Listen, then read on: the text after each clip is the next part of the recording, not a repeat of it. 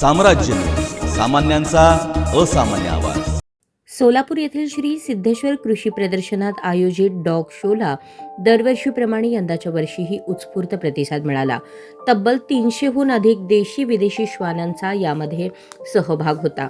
Home मैदान येथे श्री सिद्धेश्वर देवस्थानच्या वतीने 25 ते 29 डिसेंबर दरम्यान आयोजित श्री सिद्धेश्वर कृषी प्रदर्शनामध्ये तिसऱ्या दिवशी शनिवारी सकाळी 10 ते सायंकाळी 6 या वेळेत डॉग शोचे आयोजन करण्यात आले होते.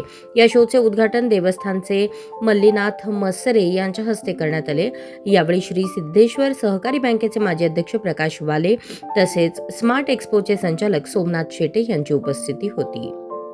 यावेळी फॅन्सी डॉग शो तसेच फॅशन डॉग शो या स्पर्धाही घेण्यात आल्या. त्याचबरोबर 8 ते 16 वयोगटातील मुलामुलींसाठी ज्युनियर हँडलिंग कॉम्पिटिशन स्पर्धाही पार पडली. या स्पर्धेला देखील भरभरून प्रतिसाद मिळाला.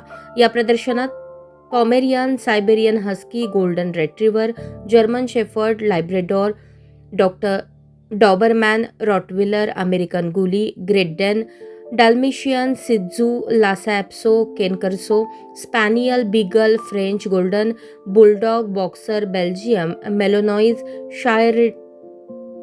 शायर टेरियर, पग आदी तसेच Caravan hound, Mudhol hound, Pashmi hound या देशी विदेशी जातींच्या 24 प्रकारच्या श्वानांचा समावेश होता.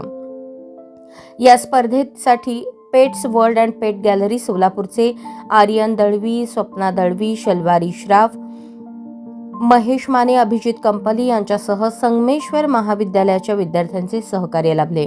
या स्पर्धेचे परीक्षक म्हणून पुण्याचे संजय मुथूर तर फॅशन डॉग शो व फॅन्सी डॉग शोचे परीक्षक म्हणून वालचंद अभियांत्रिकी महाविद्यालयाचे डॉक्टर सचिन देशपांडे व स्त्रीरोग तज्ज्ञ डॉक्टर तृप्ती देशपांडे यांनी काम पाहिले.